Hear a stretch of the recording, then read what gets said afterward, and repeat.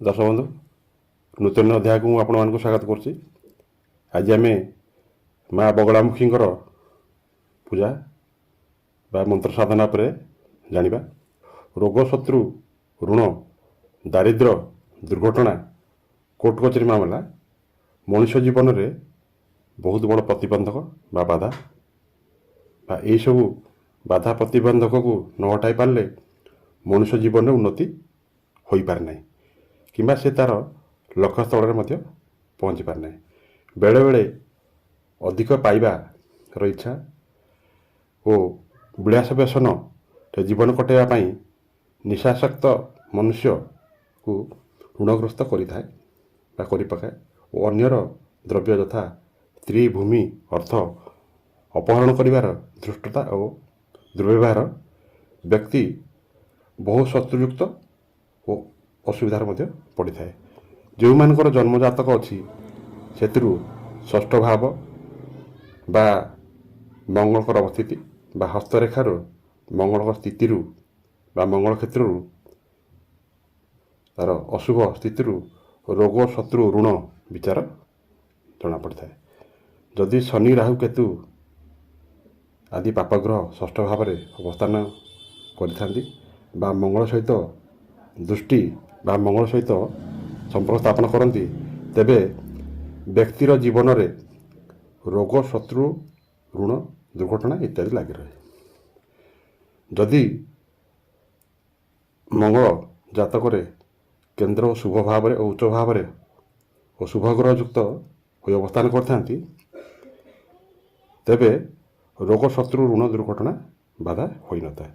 जदि मंगल निचस्थ शत्रुगुरी अशुभ और पापग्रह युक्त और पापग्रह दुष्ट होता है तेबे जातक बा मनुष्य जीवन में रोग शत्रु ऋण दुर्घटना और एवं स्त्री और धन लाभ वंचित होता है। तेणु रोग शत्रु ऋण दुर्घटना कारक मंगल ग्रह अधिष्ठती देवी हेले माँ बगलामुखी जहाँकर जहाँ को दशम महाविद्या अष्टम देवी भाव में पूजन कराए पूजित होता से ही माँ बगलामुखी को पूजा बा आराधना कले बा तांकर मंत्र जप बा जंत्र धारण कले बा जंत्र को घर स्थापन करी नित्य पूजन कले यही सब बाधार मुक्ति मिलता है। तार जाना माँ बगलामुखी पूजन पाई जो वस्त्र माँ को दि जाए से हलदिया वस्त्र तांकर प्रिय पुष्प हलदिया पुष्प बा चंपा फूल प्रिय आ नाली सिंदूर और तांकर भोग पदार्थ हलदिया जपरी हलदिया कदली बा बेसन लडू ये सब हूँ माँ प्रिय। माँ तांकर बाम हाथ में शत्रु जीवा को धरी था और डाण हाथ में मुदगर बा गदा धारण शत्रु को परास्त करता निधन करता। माँ बगलामुखी पूजा प्राय दुई प्रकार गोटे हूँ वैदिक पूजा तापर दिन बेला हुए आ गला तांत्रिक पूजा बा तांत्रिक पद्धति पूजा। तांत्रिक पद्धति पूजाटा साधारणतः रात्रि समय हुए राति 11-12 पर सेटा करा जाए। आम आज केवल वैदिक पूजा पर आलोचना करवा। माँ बगलामुखी पूजा पाई आवश्यक सामग्री होची बगलामुखी बा माँ गोटे फटोचित्र बा तांकर जंत्र जोटा कि तंबा पात्र जंत्र बा भोज पत्र होता दरकार। माँ को आसन बसना पाई गोटे पीढ़ा बा खटुली आउ धूप दीप घी आउ राशि तेल बा जड़ा तेल नहीं पारिबा। प्रथमे आम माँ को आस्थान बसाइबा हलदिया वस्त्र पिंधाइबा और माँ को फोटो माँ को चंदन सिंदूर लगाइबा। तापरे आमर धूप दीप लगाई गोटे जपमाली साहाय्य माँ मंत्र को जप करिया। आ माँ फोटो को पूर्व पट बा दक्षिण पट रखिए पूर्व मुखा बा दक्षिण मुखा ही माँ को पूजा अर्चना करेंगे। माँ मंत्र आमर साधारणतः शत्रुबाधा मंत्र अच्छी ବା ମାଆଙ୍କର ଗାୟତ୍ରୀ ଅଛି, ମାଆଙ୍କର ଏକାକ୍ଷର ମନ୍ତ୍ର ଅଛି। ମାଆଙ୍କର ଶତ୍ରୁବାଧା ବା କାର୍ଯ୍ୟସିଦ୍ଧି ମନ୍ତ୍ର ହେଲା ଓଂ ହ୍ଲିଂ ବଗଳାମୁଖୀ ସର୍ବଦୁଷ୍ଟାନାଂ ବାଚ ମୁଖଂ ପଦଂ ସ୍ତମ୍ଭୟଂ ଜୀବାଂ କିଳୟ କିଳ ବୁଦ୍ଧି ବିନାଶାୟ ହ୍ଲିଂ ଓଂ ସ୍ୱାହା। ଏଠି ହେଉଛି 36 ଅକ୍ଷର ମନ୍ତ୍ର। ଦ୍ୱିତୀୟଟି ହେଉଛି ଗାୟତ୍ରୀ ମନ୍ତ୍ର, ଯେଉଁଠି ହେଉଛି ଓଂ ବଗଳାମୁଖେଇ ବିଦ୍ମହେ ପୀତବର୍ଣ୍ଣାୟୀ ଧୀମହି ତନ୍ନୋ ଦେବୀ ପ୍ରଚୋଦୟାତ୍। ଆଉ ଗୋଟେ ମନ୍ତ୍ର ଅଛି, ସେଠି ହେଉଛି ଓଂ ହ୍ଲିଂ ବଗଳାମୁଖୀ ନମଃ ବା ଓଂ ହ୍ଲିଂ, ଯେଉଁଠି ହେଉଛି ତାଙ୍କର ଏକାକ୍ଷର ମନ୍ତ୍ର। ଏହି ମନ୍ତ୍ର ଜପ କଲେ ଅଗ୍ନି ଭୟ, ଅକାଳ ମୃତ୍ୟୁ ଭୟ ଦୂର ହୋଇଥାଏ। ଆପଣ ଚାହିଁଲେ ମାଆଙ୍କର କବଚ ବା ସହସ୍ରନାମ ମଧ୍ୟ ପାଠ କରିପାରିବେ। ଆଉ ଏହି ମନ୍ତ୍ରଟି ବା ଏହି ମନ୍ତ୍ରକୁ ଆପଣ ଯଦି 21 ଦିନରେ 18,000ରୁ 1,00,000 ପର୍ଯ୍ୟନ୍ତ ଜପ କରିବେ ତାହେଲେ ମନ୍ତ୍ର ସିଦ୍ଧି ହୋଇଥାଏ। ମାଆଙ୍କର ଦର୍ଶନ ବା ଆଶୀର୍ବାଦ ପ୍ରତ୍ୟକ୍ଷ ଭାବରେ ମିଳିଥାଏ। ଏହା ଏକ ଶକ୍ତିଶାଳୀ ମନ୍ତ୍ରଟେ। ବା ଯଦି ଆପଣଙ୍କ ପାଖରେ ସମୟର ଅଭାବ ଥାଏ, ଆପଣ ପ୍ରତିଦିନ 108ରୁ ଅଧିକ ମନ୍ତ୍ର ମଧ୍ୟ ଜପ କରିପାରିବେ। ତାପରେ এই ଯନ୍ତ୍ରକୁ ଆପଣ ପ୍ରାଣ ପ୍ରତିଷ୍ଠା କରିବେ।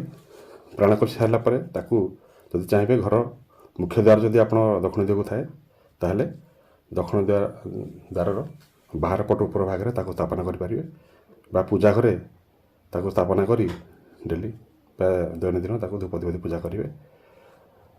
ଘରେ ଯଦି କିଛି ଭୂମି ଦୋଷ ବା ବାସ୍ତୁ ଦୋଷ ରହିଥାଏ ବା ସୁଖ ଶାନ୍ତି ଧନ ଜୀବନ ଦୁର୍ଘଟଣା ଲାଗି ରହୁଥାଏ ତାହେଲେ ଏ ମନ୍ତ୍ରକୁ ଜପ କଲେ ଏଥିରେ ଉପକାର ମିଳିଥାଏ ବା ସୁଖ ଶାନ୍ତି ମଧ୍ୟ ମିଳିଥାଏ।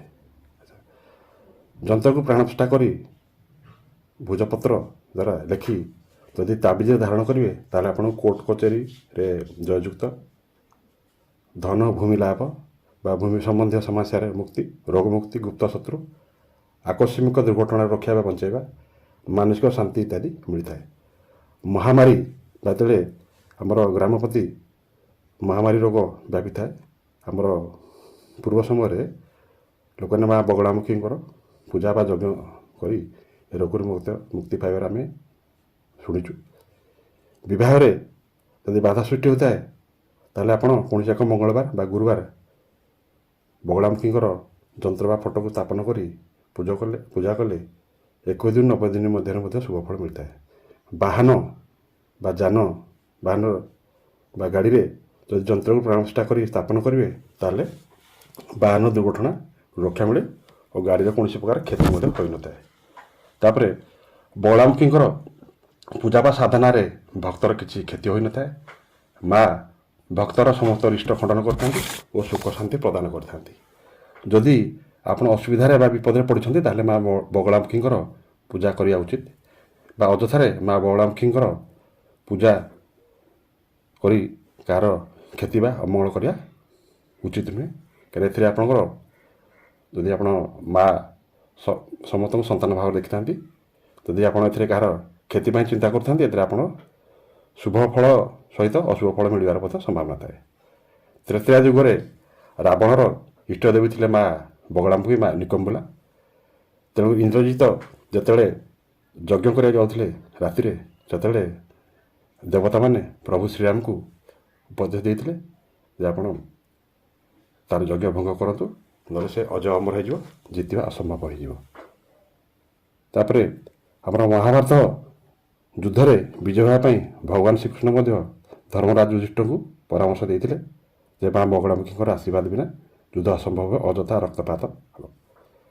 ଆପଣମାନଙ୍କ ପାଖରେ ଯଦି ସମୟର ଅଭାବ ଥାଏ ତାହେଲେ ମାଆଙ୍କର ଏକାକ୍ଷର ମନ୍ତ୍ର ଓଂ ହ୍ରିଂ ମଧ୍ୟ ଜପ କରିପାରିବେ। ଏଥିରେ ଶୁଭଫଳ ପାଇବେ। ଦୂରଯାତ୍ରା ବା ଯାନବାହନ ବା ଜୀବନ ପ୍ରତି ବିପଦ ଥିଲେ ବା ଯାତ୍ରା ସମୟରେ ଆପଣ ଉକ୍ତ ମନ୍ତ୍ରକୁ ବା ଏକାକ୍ଷର ମନ୍ତ୍ରକୁ ଜପ କରନ୍ତୁ। ଏଥିରେ ମଧ୍ୟ ବହୁତ ଶୁଭ ଫଳ ଓ ସୁରକ୍ଷା ମଧ୍ୟ ମିଳିଥାଏ।